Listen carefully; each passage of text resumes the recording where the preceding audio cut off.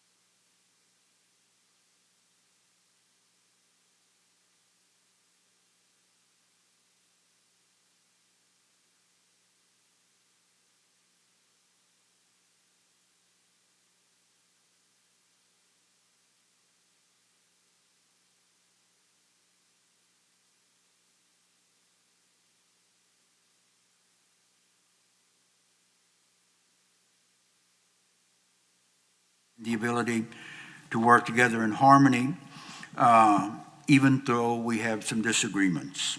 Amen. Thank you, Mr. You please join me in the pledge to the flags. I pledge allegiance to the flag of the United States of America and to the republic for which it stands, one nation under God, indivisible, with liberty and justice for all.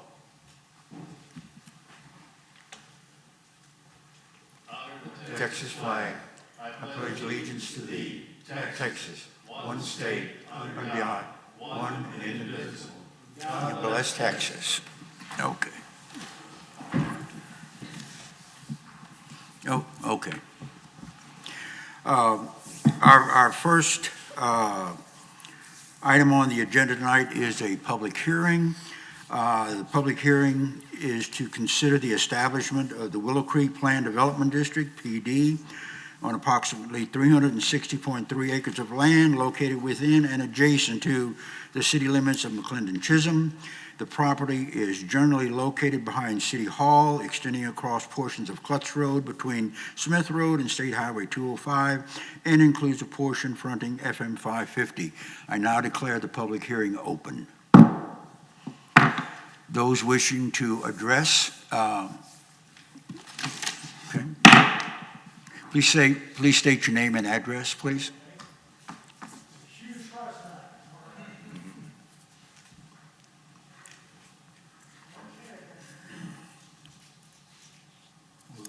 There we go. My name is David Black. I'm at 1419 Sienna Lane, McLendon-Chisholm. Mostly, I just had some comments about the development. I'm curious. Hopefully, when you guys vote on things, you can give some rationale. And I just look at the McLendon-Chisholm comprehensive plan of approved in September 29, 2021, and it pretty clearly states residential lot requirements. It's so clear, understanding that it could be unclear. On page 39, they even explained them all to people. This would be like a master planned community, and that's a pretty high bar. It's minimum lot size of 1 acre.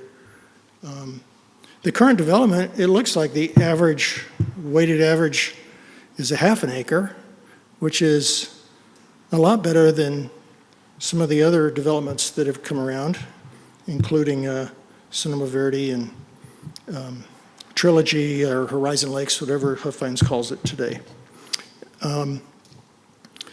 But I was wondering how we could rationalize going against the comprehensive plan. I understand the city management and more likely the city council. They could override you guys, and they need a supermajority, I believe, if you're unanimous, but they have that, at least by the vote of about a week ago. Only 2 council members voted against, and that left 5 other people to vote for, so good for that.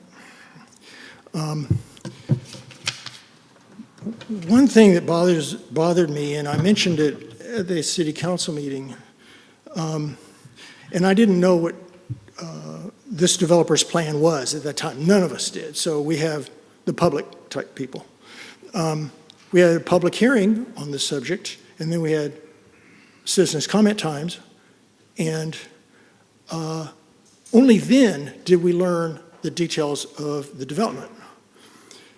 I could guarantee that more people would have probably spoke up if that had been made clear. All I could speak about was what was written down, and it said 414 lots with a 1.15 dwelling unit per acre density. That is completely wrong, and it shows a misunderstanding, which I don't blame on the developer. You should know that you have to take out floodplains, and you have to take out right-of-ways. So in reality, the density is about double that. So it's not close to 1 lot per acre as it looks, but it was very misleading to have that. And so I was really confused in that meeting. I couldn't believe that it was wrong, but it was. So the wording is maximum density of 1 dwelling unit per acre, exclusive of floodplains and rights of way, and that's on page 39. And finally, the park could be nice. 47 acres is a lot. It includes that lake, water control lake, I guess. I don't think the city should take that as a gift. I guess that's council members, councils. That's not your position. It's not a planning and zoning, but I don't think it should be given to the city. Let the HOA have it, and they can be responsible for it, because another developer has already gifted us land near City Hall for like a city park. So I'm just not sure why we want that. That's all.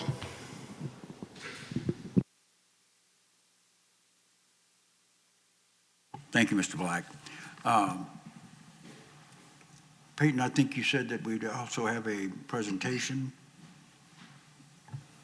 Yes, sir, that's correct. The development team is here, and they have a PowerPoint provided to the city. Would you like to see it? I would, yes. That's going to have to be, we'll have to move along with the agenda. That's going to be under the items for consideration and action section of the meeting. Item 7.1. Okay. Okay, I thought this would be part of the public hearing. No, sir. No, okay. Then we will close the public hearing at 6:37. 38? Okay, all right. Was it, okay.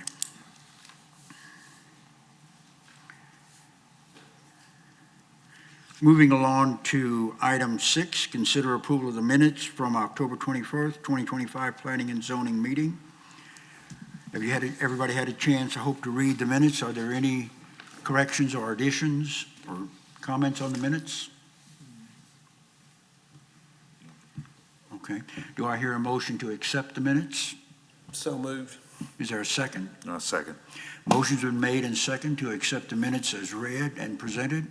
All in favor say aye. Aye. All opposed say no. Motion carried, minutes approved.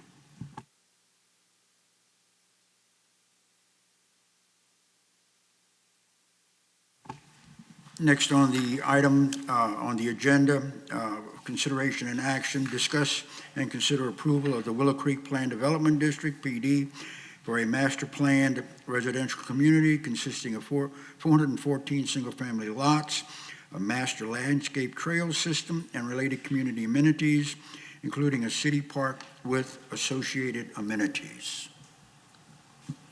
Thank you, Chairman. This plan development district is established in conjunction with the annexation and development agreements for the subject property. The plan development district establishes the zoning designation for the subject property as required by the associated development and annexation agreements and the public improvement district that was approved by City Council on November 10th. Happy to answer any questions. Are there any questions from the commission? Not for Peyton, but when they do their presentation. Okay. All right, no questions for you, Peyton. Okay, thank you. And like I said earlier, they have a presentation Right. ready for you guys if you'd like to see it. Okay, there may be some questions after or during, if that's okay? Okay. Shall we proceed with the presentation? State your name and who you represent, that type of thing, please.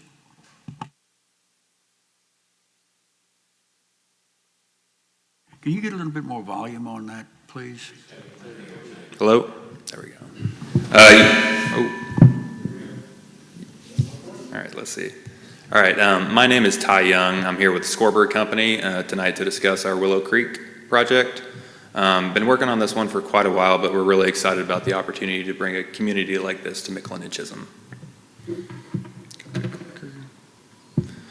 Okay, so we'll get right into it. So tonight we'll take you through a little bit of our company's background and then go through some example projects that we've done in the last few years. And then we'll dive into the subject property as well as our concept plans. And like I said, we've been working on it for a while and gone through a few iterations of concept planning, been working hand in hand with staff on this project.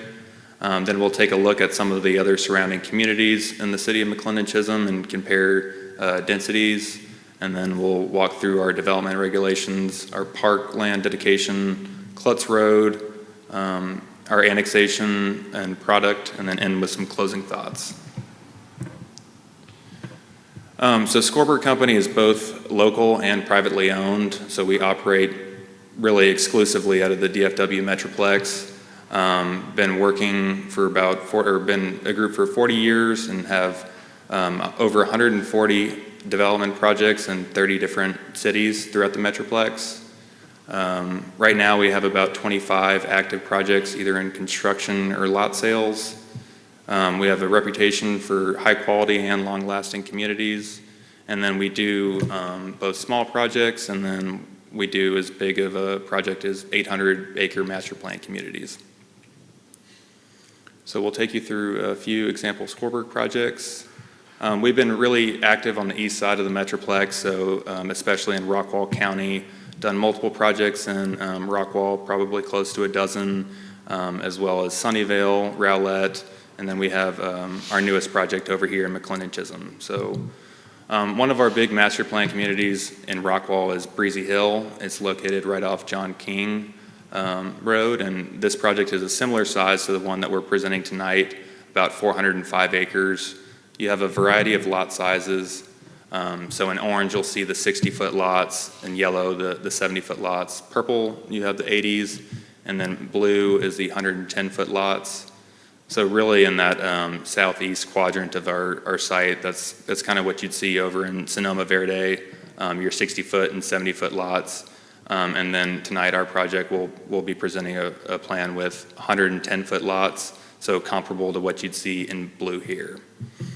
This project had great amenities. You can see pictures of a pavilion that we had in our open space, as well as nice entry monumentation, all of which we'll be incorporating into our project. The Willow Creek project had some great builders in this one, Windsor, Dries, Grand Homes, Chesmar, and Megatel. On to our next master plan in Rockwall, Stone Creek. This project is also similar size. You've got 400 acres with around 920 lots. Similar lot mix over here for this one. So you have your 60-foot lots in tan, and then your 80-foot lots in yellow.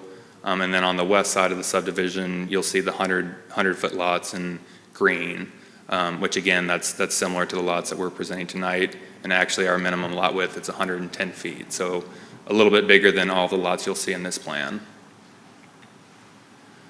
We also do a handful of large lot communities, so your true acre subdivision. This project is out in Sunnyvale, a little bit further west of here, La Brisas at Stony Creek. This is an open swale community with sidewalk and also some quality home builders. You've got Windsor, Dries, and Kindred Homes. They've all got great product, and it's turning out to be a great community. And then y'all are probably familiar with our newest project in McLendon-Chisholm, just right across the street, Ridge Point Estates. Again, we've got great builders in this one. We brought Toll Brothers to McLendon-Chisholm, and again, we have Windsor building in this one, and they couldn't be more excited about lot sales right now as they are starting to kick off sales. So this one's an acre lot community with open swale, so no curb and gutter, and it's all on septic. A little bit different than what we'll be presenting tonight. So now taking a look at our subject property. So you can see in purple in the middle of the picture, that's the Willow Creek property. It's 360 acres. It's located west of Highway 205, and then it's adjacent to FM 550 on the north, and then Klutz Road on the south, and then you're just east of Smith Road on the west side of the subject property. Right now it's currently zoned as a PD district. It was a part of the old Triple Creek Ranch Plan Development District, and then a portion of our property is unzoned, located in the ETJ, outside of the city limits. It's designated as a master plan community and heritage center in the future land use plan. And like I said, we've been working on this one for a while and gone through many iterations of concept planning. So I'll take you through a little bit of the history of this tract. So we've been chasing this property for a while now. So back in August 2024, we reached out to the sellers looking for our next project in McLendon-Chisholm, just because we've are anticipating really great success with our Ridge Point project and looking for an add-on, another phase to that subdivision. And then right away, since we began pursuing the property, we began meetings with staff, the mayor, and actually the former council, as well as the new council as well. And then we also set up meetings with High Point. So that all started in November 2024, so just about a year ago from this month. And then we were finally able to get the property under contract to purchase in May 2025, so a few months ago.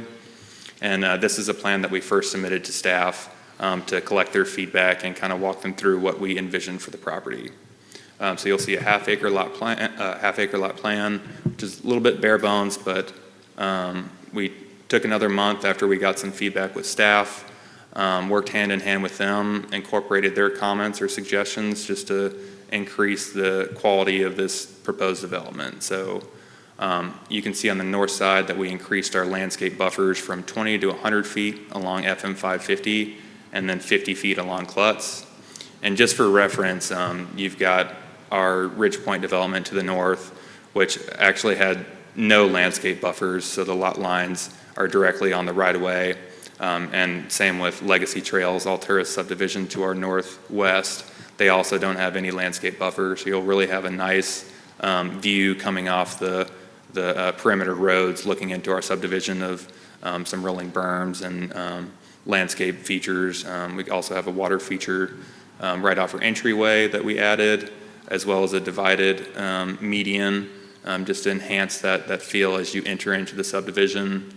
Also work with staff to incorporate and plan for an 8-foot concrete hike and bike trail throughout the subdivision. And the nice thing about this trail is it will actually connect the future park that we're proposing on the west side with the future school site on the north side. So Rockwall ISD owns that parcel just to the north of our subdivision, and there will be a school there eventually.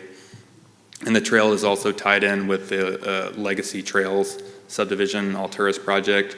So you'll get connectivity between the community as well as the parks and the schools for this area. And then we did increase the lot sizes near the perimeter roads, just so as you're driving from the street that you'll see more of that acre lot feel throughout there with the big side yards and larger lots.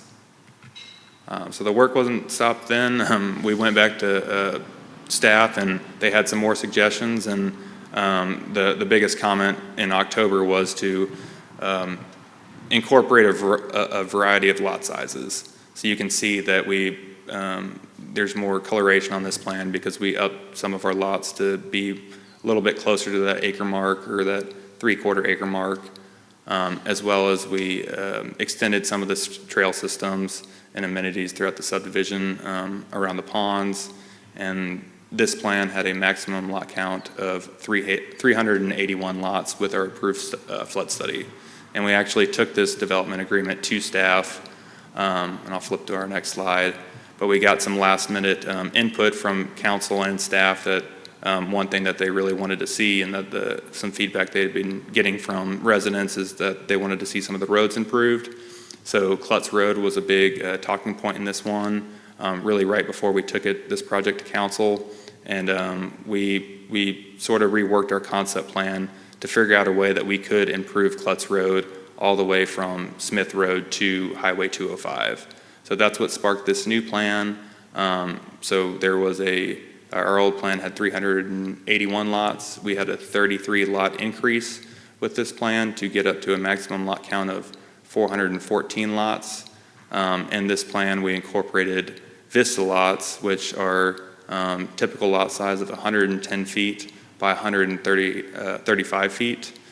And the beauty of these lot sizes is they match up with the lot sizes of our larger lots. They hold the same lot width. So really what you're going to be seeing from the street is a consistent lot size of 110 feet.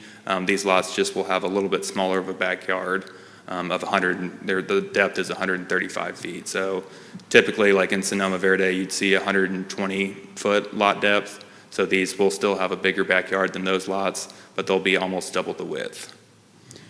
We also added some additional water features, further extended the trail system through the middle of the site, and then we will be improving 2 lanes of Klutz Road all the way from Smith Road on the west side to Highway 205 on the east side in our first phase, and that was a big thing to get that project brought forward as soon as we can.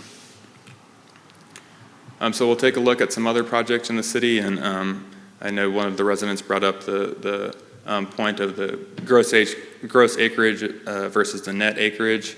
We are looking at everything on the gross in this just to get an apples to apples comparison between some of these other projects. You have Meraki in the southern part of the city. They're at 2.48 units per acre. And then you have the newly approved Sonoma Verde East, just east of Sonoma Verde at 2.42 units per acre. You have Sonoma Verde North at 2.3 units per acre. Horizon a little over 2. And then also the newly approved Legacy Trails subdivision at 1.28 units per acre. And then our Ridge Point Estates at 0.84 units per acre. And then ours on the gross would be 1.15 units per acre. So taking you through the development regulations, we'll just touch on the lot mix, lot standards, our entryways, streets, building and landscaping standards, fencing, and neighborhood amenities. So like I said, our maximum lot count is 414. Of those 414, a minimum of 8 will be the estate lots, so your true acres, and we've chosen to place those next to Chisholm Crossing because they are an acre lot community themselves, so we wanted to be good neighbors and not back them up with any lot sizes that are smaller than their community. A minimum of 40 of the lots, or 20 of the lots will have to be heritage lots, and those were strategically placed along the perimeter of our subdivision, as well as fronting some open space in the community. A quarter of the manor lots will need to be manor 2, which is a little bit bigger than the manor 1, so you're 0.55 to 7.5 acres. And then a third of the Vista lots will be the Vista 2s. And then we'll need a minimum of 7 Vista 3 lots. And in the bottom of this slide, you can see a graphic kind of illustrating the lot sizes. So in orange, we compared our lot sizes to a Sonoma Verde typical lot size of your 60 by 120 feet. So you can see that for really all of our lot sizes that they're going to be double in width, which gives you the ability to do a much larger home that creates quite a bit more value on the home price, as well as all of these lots are going to be significantly deeper than your typical dense lot. So some of our lot standards, you can see the minimum acreages for each of these different lot types, as well as the lot width, which is 110 feet for all of our lot types. You've got the minimum lot depths of 135 for the Vistas and 150 for your manor, heritage, and estate lots. And in reality, we've had they'll be quite a bit deeper than that. I think around 200 to 260 feet is our typical depth. We have a couple pie-shaped lots in different configurations that we had to set that at 150, but for the most part, they'll be 200. Your minimum dwelling sizes of 2,200 for the square feet for the Vistas, and then 2,800 square feet for all the other lot types. And then you can see in the bottom portion of the slide our table for different requirements. So your setbacks, your front setback for the Vista lots will be 20 feet, and then 25 feet for the rest of the lot types. You'll have 10-foot side yards, but one of the items that we got feedback on was creating a little bit of extra separation in between houses, especially on your larger lots. So we created an additional criteria or requirement to provide extra building-to-building separation. So for your heritage lots, you'll have at least 30 feet in between houses, meaning you'll have a bigger side yard setback on one side. And then basically you need a configuration to where there's 30 feet in between homes, and then on your estates, there will be at least 40 feet in between homes. And then in the graphics on this slide, you can see the top picture. That's what a 100-foot lot looks like, and this is out of the project that I referenced earlier, Stone Creek and Rockwall, a curb and gutter community. Our lots are actually going to be wider than this, like I said, providing for bigger floor plans. And then in the bottom, you can kind of see what the 60-foot wide lot looks like in comparison to the 100. So our entryways, we put a lot of time into making sure that it's going to have really good, or our subdivision's going to have really good curb appeal from the perimeter roads. You will have monumentation similar to what we're doing over in Ridge Point Estates across the street. You'll have signage and a divided entryway off FM 550, like you see in the top right picture. We discussed the larger landscape buffers, which will provide rolling berms along the perimeter with at least 7 trees per 100 feet of frontage behind the lots. And then you'll also have some really nice water features with fountains off these perimeter roads, as well as right-of-way dedication to the city. So streets, one thing that we really tried to incorporate within our design is these view corridors, which are represented by the blue arrows.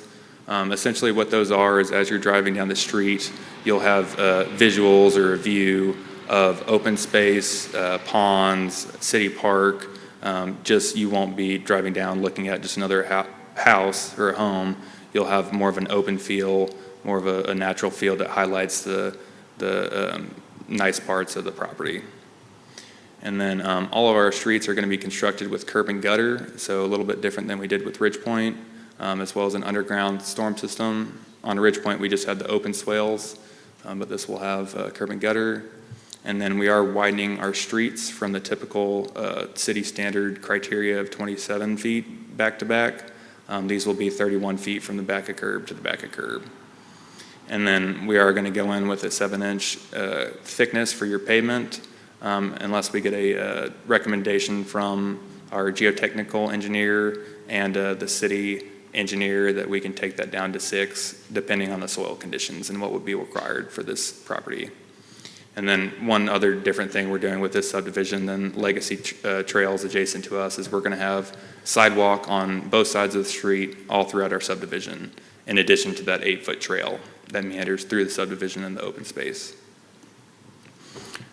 This is a part of our development agreement that we presented to council last week. So the city doesn't really have the authority to regulate building materials, but just to ensure this was a high quality development, we did propose some of these restrictions on our buildings within the community. So we will have an 80% masonry requirement for all homes, as well as anti-monotony requirements. So you won't be seeing the same elevation as you drive down the street for more than around 5 homes, I believe.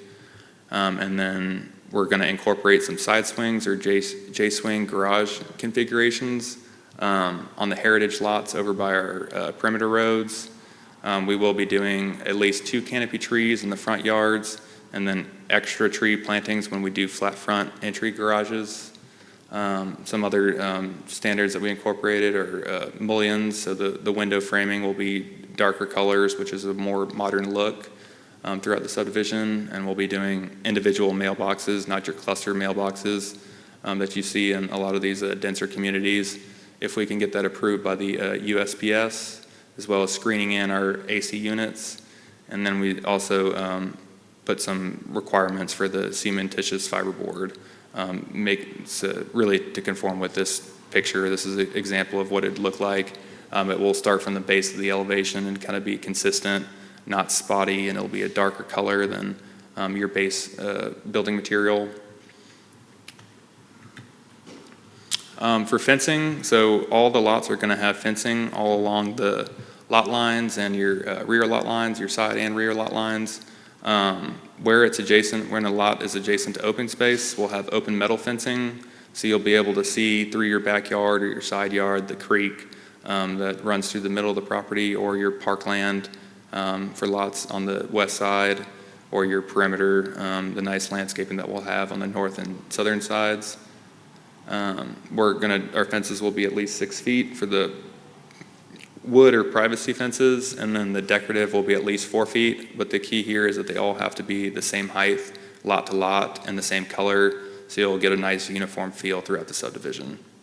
And then along our perimeters, we're going to be doing incorporating masonry columns with our perimeter fencing.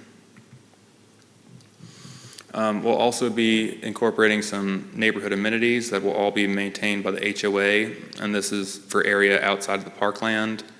So we'll have over 3 miles of hike and bike trail that we touched on. We'll connect the park with the future school site along with other subdivisions in the area.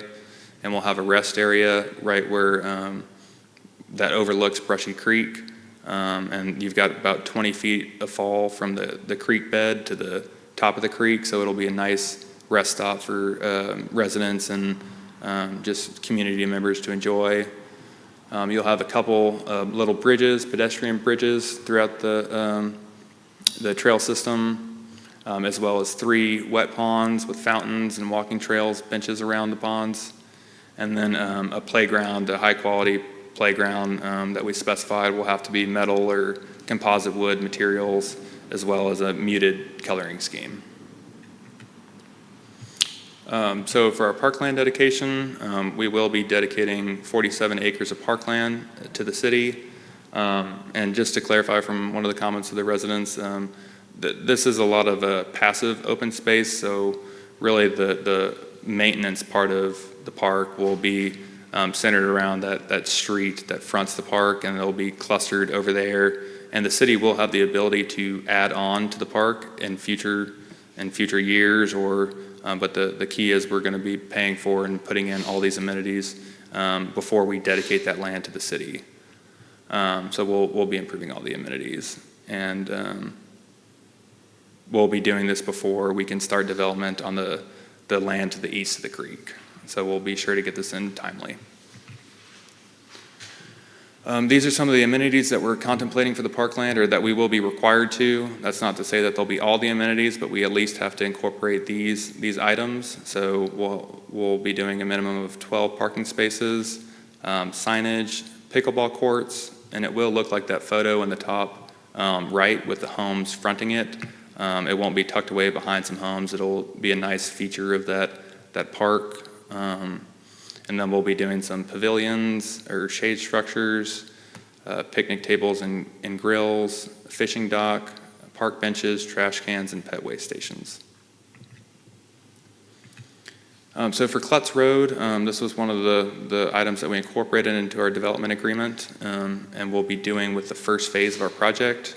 Like I mentioned, it will extend from Smith all the way to Highway 205, and it will be constructed before we're able to build any home, so it will be done with our first phase of development. The city will be leading the charge to acquire the right-of-way, and we will work with the city to make sure that the road fits within the alignment, and just to make sure that this gets done with our first phase so we can get it done timely. The roadway will be 25 feet to accommodate the 2 lanes, and we're going to do 8-inch thick pavement and subgrade regardless of what the geotech report says. The drainage structures within Brushy Creek and the creek to the east of Brushy will remain in place, and in exchange the city is going to waive our roadway impact fees.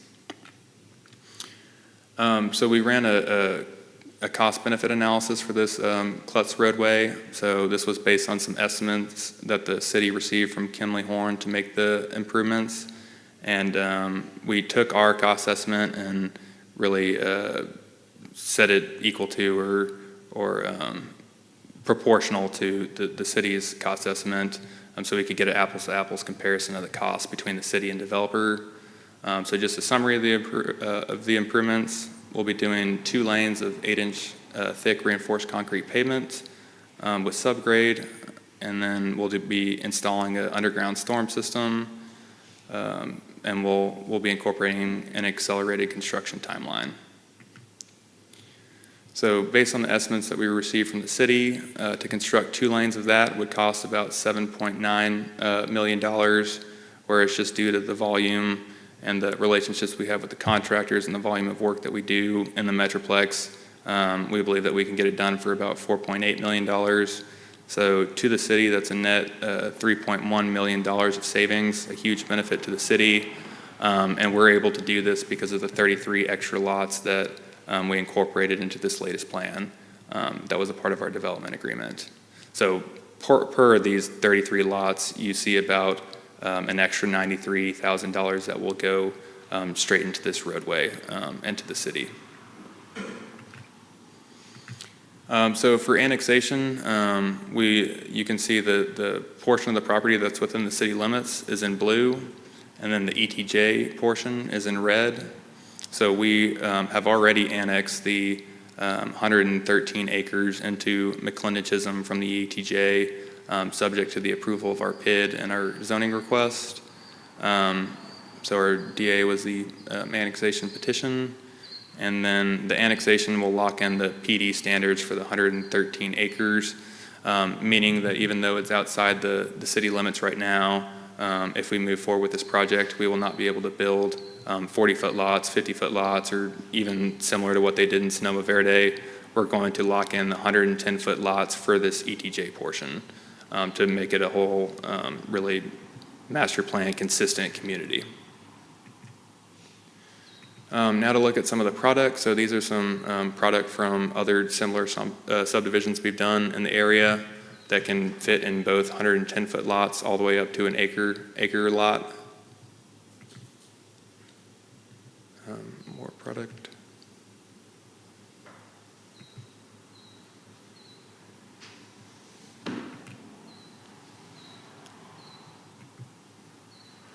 And then these are some interior pictures from Toll Brothers' newest product that they're doing out in Ridge Point Estates. So you've got the open concept living rooms and the larger bedrooms, the spa-like bathrooms, as well as some nice foyers, entertainment spaces, bedrooms. So in closing, tonight we're presenting a unique, highly amenitized residential development featuring high-quality product. The benefit of this is it locks in high-quality building standards for such as the 80% minimum masonry requirement for all the land, including the 113 acres in the ETJ. The city is also getting some beautiful land for a public park, which will include all the various amenities, and that will be paid for by the developer. You're also getting some over 3 miles of hike and bike trail, 8 feet in concrete, and then 2 lanes of Klutz Road will be built in Phase 1A, saving the city an estimated $3.1 million. We did receive a recommendation of approval by staff for the zoning request, and then City Council, we did present our plan to them and receive approval for the annexation and our development agreement. That's all I got. I'm Thank you, available for sir. any questions. Any questions from Tony? Who's your water provider? High Point SUD will be the water provider for this project, and we have gotten a will serve letter as well as met with them multiple times. We negotiated a service contract for Ridge Point Estates, and we'll be doing something similar for this property. Okay. Who will oversee the HOA at the beginning? Will it be the company that will oversee it, or? I believe, yeah.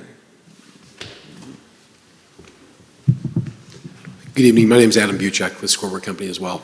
We form a single asset entity for the purpose of acquiring every piece of land that we do, and then we form an HOA board, and the developer, which is a Scoreboard Company, will have the representatives that will constitute the board, and will retain the declarant rights all the way through the development of the project.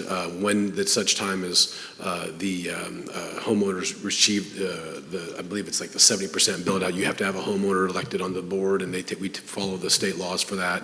And then eventually we turn it over to the homeowners, and they can choose to either self-manage or continue to have an HOA management company that they would have the authority to choose whoever they want. Very good.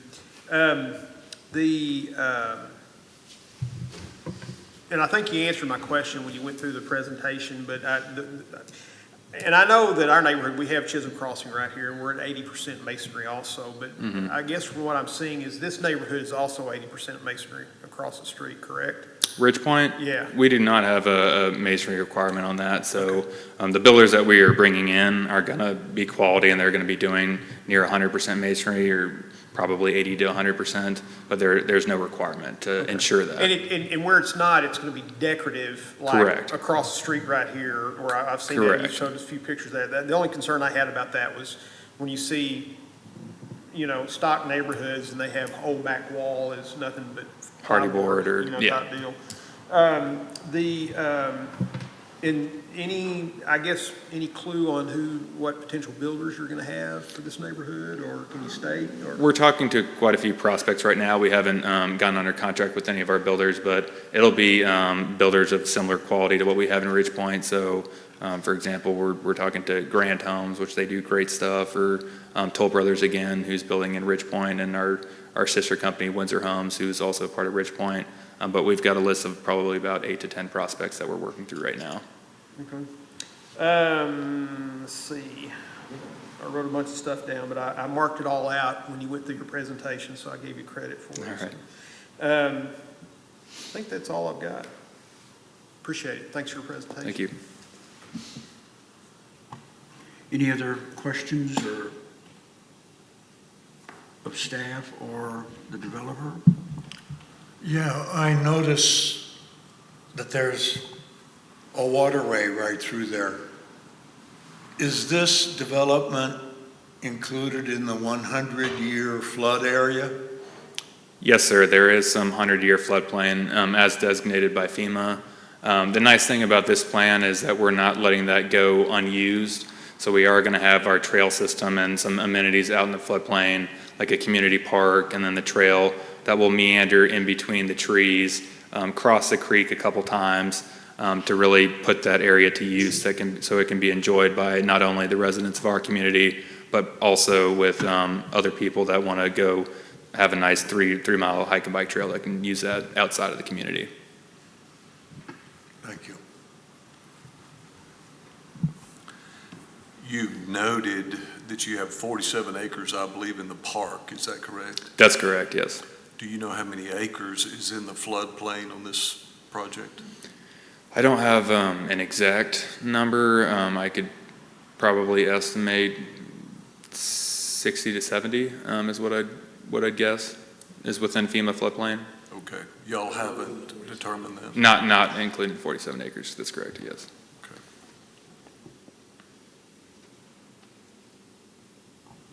Okay, anyone else?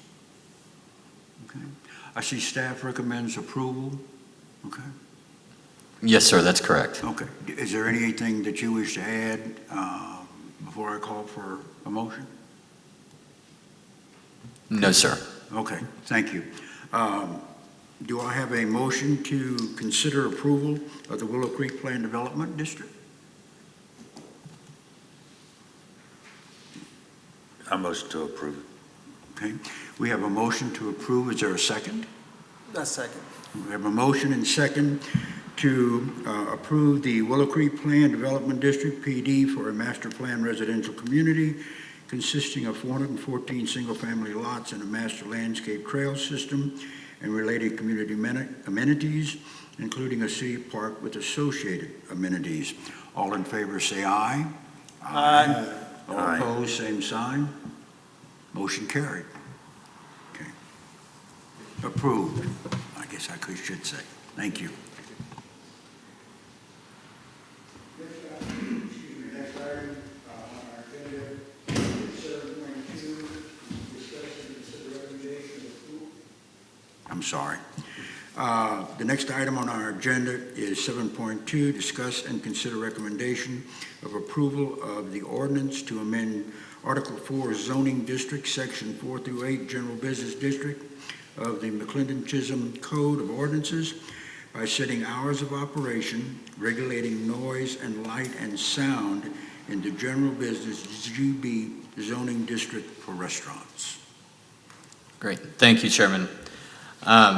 So this item is to discuss and recommend, or to recommend consideration of approval for the amendment to Article 4 for the general business district regarding the hours of operation, regulating noise, light, and sound. Public hearings for this item were held before the PZ board on October 21st and before City Council on October 27th. The proposed ordinance has been submitted at the direction of Councilmember Towery, and I'm happy to answer any questions. Mr. Towery is also here tonight if you have questions for him.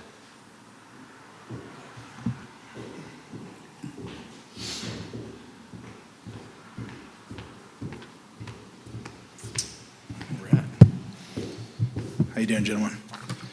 So I guess the point of this ordinance and the reason why I'm to address it is because when this is kind of one of many things that I'm trying to look at in our general business area.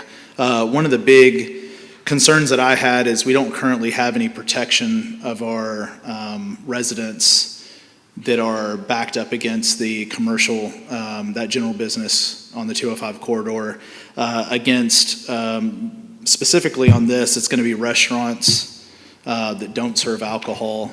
What we're trying to do is regulate time, hours of operation, and then lighting and sound within 300 feet of a residential property. This will prevent any potential disturbances in the future as these start to get developed out. So again, if you have any specific questions for me, I'm here. Yeah, you mentioned 300 feet.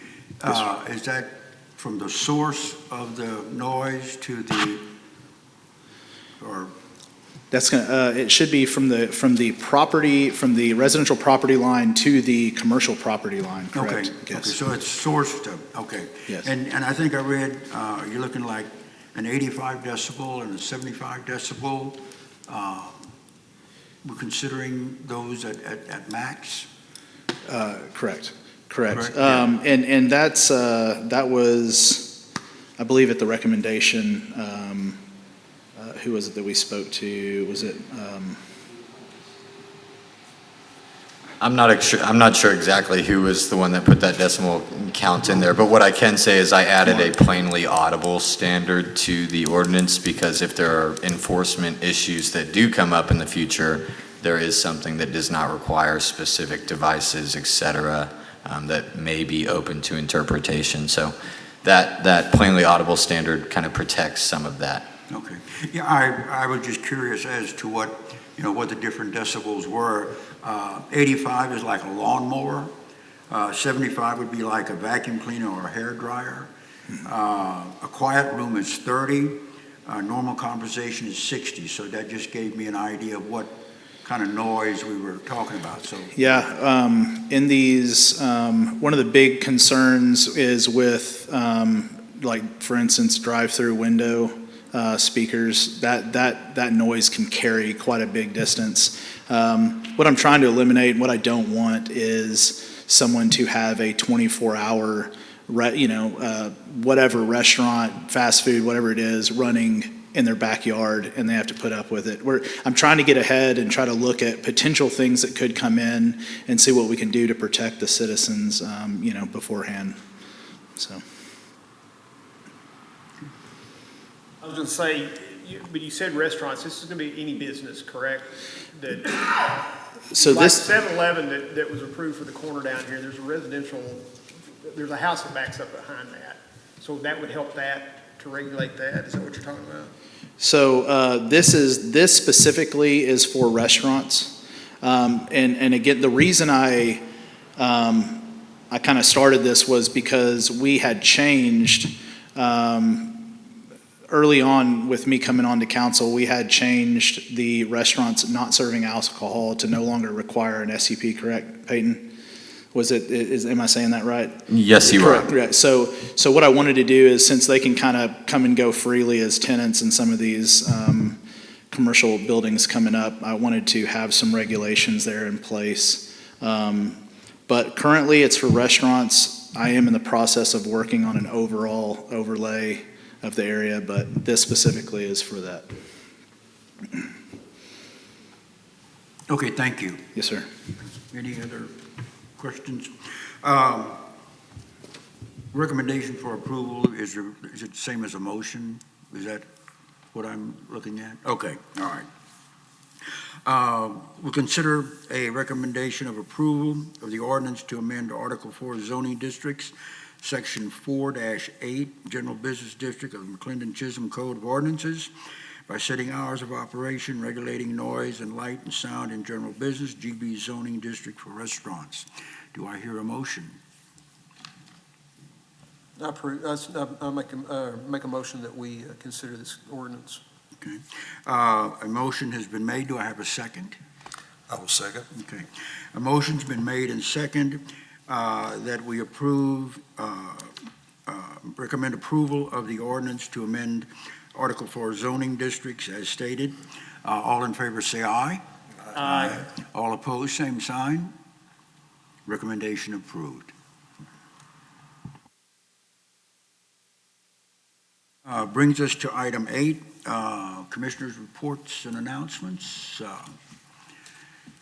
I understand that at our next meeting, we will have an agenda item to choose a permanent or next chair and vice chair. And also, we're having a new member to our board, gentleman by the name of Gerald Netherland. Couldn't make it tonight, but is out of town on business, but will be joining us in our next meeting. Yes, sir. That is correct. Okay. The plan is to place an item on the city council's agenda on the December 9th. Did we say December 9th or January? On the January 13th council meeting agenda, allowing the city council to confirm these appointments. Again, that would be for the appointment of the alternate that moved on to become a permanent member. But the next P&Z meeting agenda will definitely have an item on there allowing you to select a chairman for moving forward. Any other reports or announcements? Do I hear a motion to adjourn? Make a motion to adjourn. Is there a second? Second. All in favor, say aye. Aye. Good night.